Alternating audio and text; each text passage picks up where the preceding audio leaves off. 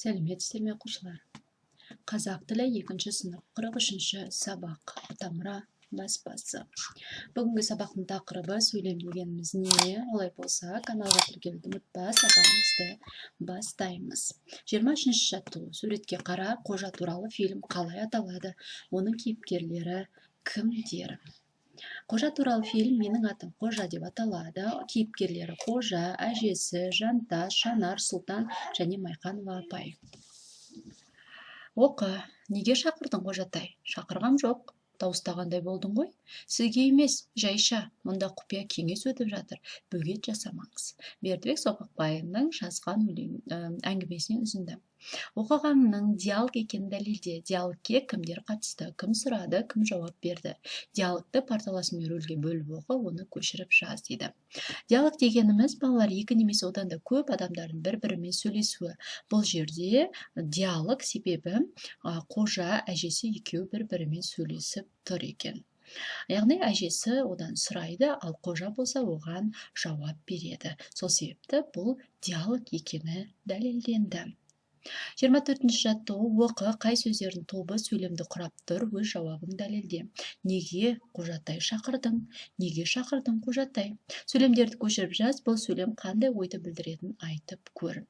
Балалар, диалогте әрбір кісінің сөзі жаңа жолдан басталып, алдына сызықша қойылып жазылады. Сөздер тобы себебі сөздердің арасында үтір қойылған. Яғни біріншісі, неге Қожатай шақырдың дегеніміз, ол сөздер тобы сөздер арасында үтір қойылған. Екінші, неге шақырдың Қожатай дегеніміз, сөйлем себебі сөздер мағына жағынан өзара байланысып тұр екен. 25-ші жаттығу. Қожаның алдына қойған міндеттемелерін оқы, көшіріп жаз. Сабақтан себепсіз қалмаймын. Үйге берілген тапсырманы уақытында орындаймын. Мен үлгілі оқушы боламын. Неше сөйлем жаздың, әрқайсында не туралы айтылған? Мәтінде осы жаңа біз оқыған 3 сөйлем бар. Сөйлемдерде адамдардың өзіне қойылған талаптары туралы айтылған. Сөйлемнің бірінші сөзі қандай әріптен басталып жазылады? Сөйлемнің бірінші сөзі бас әріптен басталып жатыр. Соңына не қойылады? Соңына тыныс белгі қойылады. Олар нүкте, сұрақ белгісі немесе леп белгісі болуы мүмкін. Ауызша сөйлеуде сөйлемдер бір-бірімен қалай ажыратылады? Яғни олар әртүрлі сөйлемдерге қарай ажыратылады. 26-ші жаттығу. Хабарландыруды оқы. Неше сөйлем бар екен анықта. Хабарландыру. Қаңтардың 7-сі күні сағат 10-да шаңғыдан мектепшілік жарыс өтеді. Жарысқа қатысамын деушілер ұйымдастыру комитетіне алдын ала тіркелуі қажет. Көлік мектеп жанынан 8:30-да жүріп кетеді дейді. Бұны жазған ұйымдастыру комитеті. Балалар, сөйлем деп отырғанымыз, ол аяқталған ойды білдіреді. Сөйлем соңына міндетті түрде нүкте, не сұрау белгісі, не леп белгісі қойылады екен. Енді мына жерде бұл хабарландыруда 3 сөйлем бар. Оларды біз нүкте, үтір немесе леп белгісі арқылы ажырата аламыз, немесе өзіміз жоқ болса қоя аламыз. 26-ші жаттығу. Хабарландыру. Дұрыстап жазайық. Қаңтардың 7-сі күні сағат 10-да шаңғыдан мектепшілік жарыс өтеді. Бұл жерде нүкте қойылады, өйткені хабарланып тұр.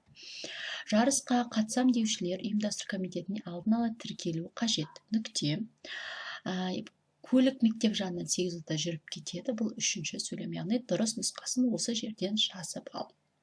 Тиісті тыныс белгісін қойып, хабарландыруды көшіріп жаз.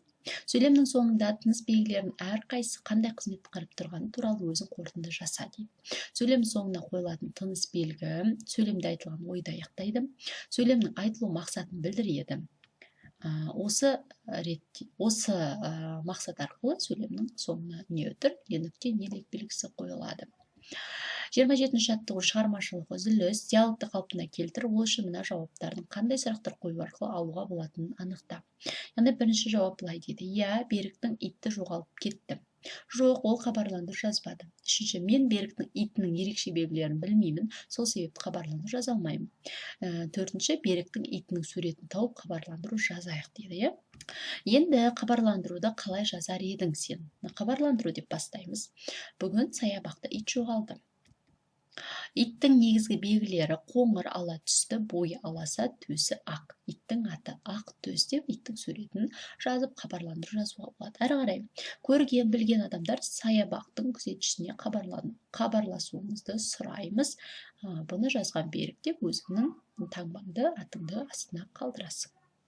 28 жаттығу сынып оқушылары тіл апталығына қызу дайындалып жатыр. Хабарландыру жазуды мұғалім саған тапсырды. Сен хабарландыруды қандай мазмұнда жазасың? Мысалы, хабарландыру.